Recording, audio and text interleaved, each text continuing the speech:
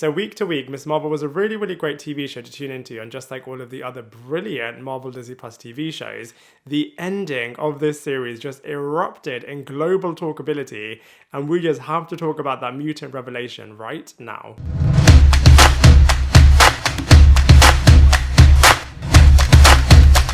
What is up, everybody? Welcome back to my channel, Lifestyle Critic. I hope you're having a brilliant day. So in this video, we are going to be reviewing all 6 episodes of Miss Marvel, and I have to say from the offset, gosh, they completely significantly changed this character's origins. I mean, they did keep a couple of things intact, for example, her embiggen powers, but just completely changing her to becoming a mutant instead of an Inhuman, for me, is just so mind-blowing. But it's really great to see that this series has been really critically well received, as on Rotten Tomatoes, it's got a massive score. And it's really, really great to see a brand like Marvel just totally embrace the culturally rich and teen aspects of this TV show so completely. I mean, diversity definitely is on the rise in Hollywood, but this TV show in particular just totally, absolutely dived headfirst into it in a way that you have absolutely never seen in mainstream television. Like I said, especially for a powerhouse brand like Marvel to just fully explore this Asian culture, the Muslim culture, all of the things about New Jersey culture. I feel like it is really, really impressive. And very similarly to Moon Knight, I absolutely love the fact that it is a bit more of a self-contained storyline, a little bit smaller in scale, not these massive end of the universe type storylines, even though it definitely had that kind of a thing happening with all of the genies. It definitely did feel smaller in scale, which I actually really, really liked. I feel like a Disney Plus TV show in particular, especially if it's focusing on a younger cast, it should be a little bit more self-contained and a little bit more smaller in scale, so that when you watch these big, massive movies, which I'm sure the Marvels will be, those can definitely feel like more elevated, more grandiose type storylines. And speaking of the Marvels, I think it's really great how they definitely kept intact those aspects of this character. So for example, her truly being a fangirl of all of the Avengers, and just going to Avengers Con was absolutely wicked in this show.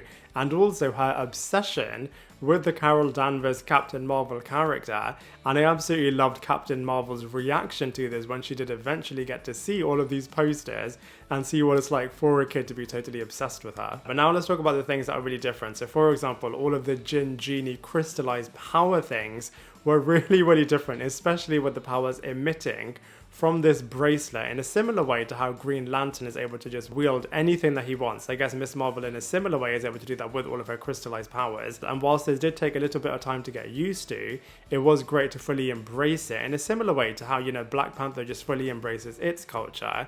It was really great to see Miss Marvel doing it slightly differently from a cultural point of view. However, like I keep saying in my YouTube short videos, I am such a big fan of both the Inhumans and the X-Men separately, and I just feel like Miss Marvel is just confusing and muddling and messing all of that heritage and brilliant history. I mean, I know we've already kind of seen Charles Xavier already in another Earth universe within the MCU, but I just feel like it would have been really great to kind of start the X-Men in a more comics accurate way, and also to make Miss Marvel more comics accurate as well in terms of making her an Inhuman. Especially, I mean, speaking of Multiverse of Madness, that film showed that Black Bolt was easily one of the best received characters from the Illuminati setup, played brilliantly by Anson Mount once again. So, you know, the Inhumans are to some extent pretty loved. And like I keep saying, I really, really like the Inhuman characters. And of course, I absolutely love the X-Men characters. And I've been waiting, like everybody else, for so long to see them in the MCU. And I just hope that they do them properly, as so far I'm a little bit disappointed with how they've completely fundamentally changed this character. But all of that being said, it is great to finally have mutants in the MCU and in the official Earth 616 timeline as well. It is really interesting as they are throwing everything at Miss Marvel. So for example, all of the Jinn Genie stuff, all of the past bracelet stuff, all of the mutant stuff, all of these things with this one single character. Quite a lot of pressure on this character, but I guess they really do want her to be successful. Like I said earlier on, it's really, really great to see it fully and totally embracing its cultural identity. So for example, that massive wedding dance sequence, all of the sequences in the mosque and the judgment and difficulty that people in the mosque have to deal with. Of course, the partition mentioned pretty much in every single episode, and then in episode 5 when we even got to experience it through the Sana character was really, really wicked.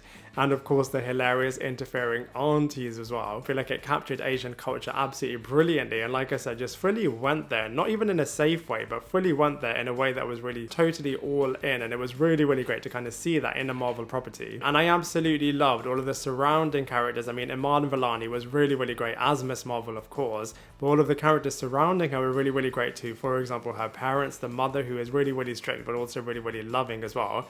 And I love how you got to focus a lot more on this character as well, to kind of see her difficulty with her mother, how she wants to be close to Kamala Khan, but Kamala is always kind of pushing her away, as she is a bit of a growing character as well. And her father is totally dominated by his wife, and I absolutely love the way in which her father gave her her name of Miss Marvel and based this on what the Arabic and Urdu meanings of her name was. I thought was really, really great. Her brother didn't do that much, but I guess it was really great to kind of see a mixed race marriage through this character. And her best friends were absolutely brilliant too. Nakia was such a great powerhouse in the mosque, and the Kamran character was so wicked. I loved it that this character also got powered up too through all of the Jinn powers through his mother. And I actually thought that his mother was going through Terrigenesis, which I thought could lead into the Inhumans, which maybe could well still happen. Clearly need to let go of the Inhumans not being in the MCU, but I also thought with the Kamran character that they were going to make that battle of him versus Kamala Khan a little bit longer.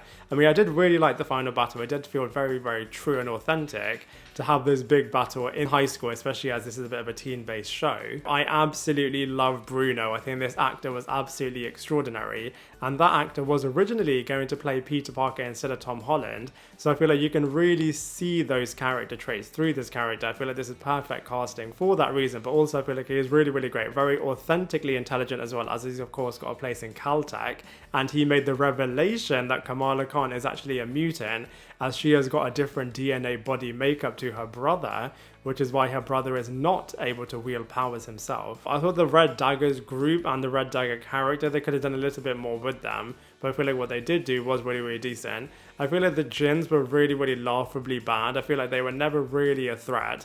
I mean, of course they were doing things that were threatening, but I feel like as a group, they could have made them so much more darker, so much more eviler, and I just feel like they could have just made them so much better than what we did get. But now let's talk about Kamala Khan. So like I said, I feel like she was a brilliant lead character. Of course, she is a young character, so she definitely doesn't have all of the answers. And actually, this character does make a lot of mistakes. She upsets a lot of people, but she definitely has her heart in the right place, as she does want to try to do the right thing. And I think it was really great as at first, she was trying to save the day, the powers are kind of getting to her head a little bit, and actually in some instances she isn't that successful, but by the end of this series you can definitely see that she is growing her powers in the right way, which is just going to mean when we do revisit this character in the Marvels, it's going to be really, really great to kind of see how she's more experienced as well. I feel like the final episode was so good. They packed in so much. They had to do so much in the final episode. And for the most part, I feel like they were really, really successful. Like I said, the high school battle was really, really great. I feel like damage control was such a great enemy for all of these different characters. And I love the team up of all of these young characters kind of banding together, and the Home Alone type style of trying to use their little equipment, all of their chemistry sets to kind of stop the damage control people, how everyone dressed up as Kamran to try to confuse everyone and trying to get Kamran out the building. I feel like all of those sequences are really, really brilliant. And the final two sequences are really, really great. First, let's look at the post-credit scene, which was Carol Danvers and Miss Marvel switching places. And like I said earlier on, seeing Carol Danvers reacting to Miss Marvel's room of her, I thought was absolutely brilliant. And we have to talk about the ending, which is Bruno making the revelation that Kamala Khan is a mutant. Like I've said on multiple occasions in this video and in other shorts videos as well, I'm really, really frustrated, as obviously this character in the comic books is an Inhuman, not a mutant, but maybe they are just going to combine all of the mutants and the Inhumans together.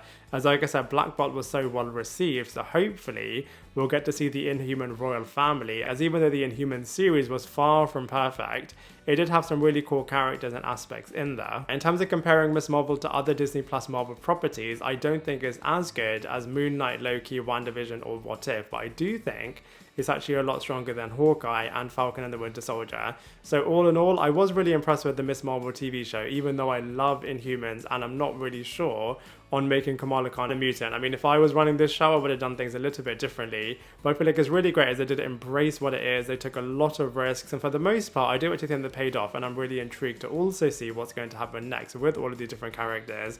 But in terms of a final score for Miss Marvel, I'm going to give it a solid 7 out of 10. Now, I'd love to hear what you thought on Miss Marvel, so let me know in the comment section below. Otherwise, I look forward to seeing you in my next video.